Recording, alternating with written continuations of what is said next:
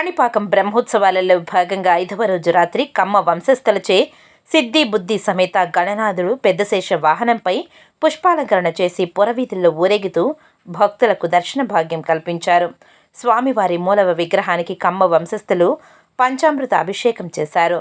పుష్పాలంకరణ చేసి పురవీధుల్లో ఊరేగింపు నిర్వహించారు. భక్తి శ్రద్ధలతో తమ మొక్కుబడులను తీర్చుకోవడానికి గ్రామ ప్రజలు మరియు భక్తులు పురవీధుల్లో స్వామివారిని దర్శించుకున్నారు. ఈ కార్యక్రమంలో సాంస్కృతిక కార్యక్రమాలు కనువిందు చేశాయి. భరతనాట్యం, కోలాటాలు, వాయిద్య బృందాలతో స్వామివారు ఊరేగారు. ఈ కార్యక్రమానికి ముఖ్య అతిథిగా పూతలపట్టు శాసనసభ్యులు మురళీమోహన్ మరియు ఆలయ అధికారి గురుప్రసాద్ మరియు ఉభయదారులు భక్తులు పాల్గొన్నారు.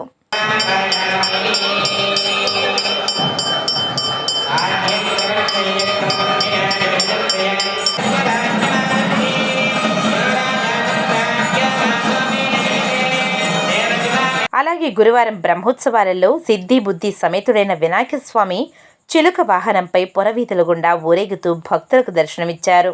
ఉదయం జరిగిన ఈ వాహన సేవలో ఆలయ గురుప్రసాద్, ఆలయ అర్చకులు, భక్తులు పాల్గొన్నారు. రాత్రి వృషభ వాహనంపై స్వామివారు భక్తులకు దర్శనమివ్వనున్నారు. ఊరేగుతూ సేవ జరుగుతూ ఉన్నది. అలాగే వేలాదిగా తరలి వచ్చినటువంటి భక్తులు, ఉభయదారులు స్వామివారి యొక్క మాడవేధులలో వేలాది కలశాలతో, క్షీర కలశాలతో అభిషేకించడానికి ఆ క్షీర కలశాలను కూడా ఊరేగింపుగా తీసుకువస్తూ ఉన్నారు. ఈ శేషవాహనం విశేషమేమనగా స్వామివారు సర్పాన్ని యజ్ఞోపవీతంగాను, హారాలుగాను ధరించి ఉన్నారు. సర్పయజ్ఞోపవీతవాన్ అని చెప్పి స్వామివారి నామాల్లో కూడా మనకు తెలుస్తున్నది.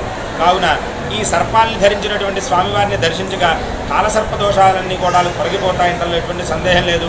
కావున సంతానం కావాల్సిన వారు, వివాహం కావాల్సిన వారు కూడా స్వామివారిని దర్శించుకోవడం ద్వారా ఆ యొక్క దోషాలను తొలగించుకుని సుఖమైనటువంటి జీవితాన్ని ప్రసాదిస్తారు.